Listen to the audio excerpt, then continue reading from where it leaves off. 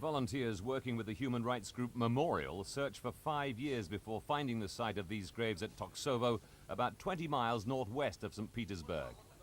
Human rights activists believe this was a vast burial ground for victims of Stalin's secret police firing squads.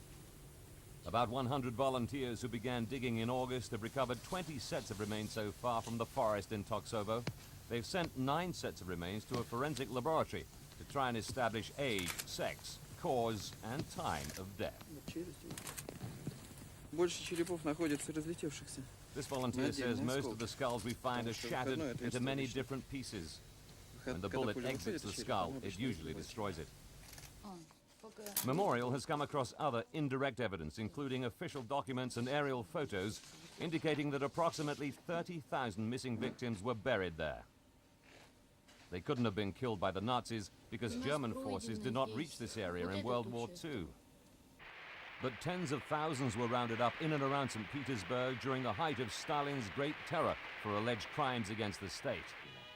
According to official Soviet-era data, almost 39,500 people from the region were executed between 1937 and 1938. The KGB and its main post-Soviet successor, the Federal Security Service, kept silent about where the victims were buried. So in the mid-1990s, Memorial began publishing appeals for information in newspapers.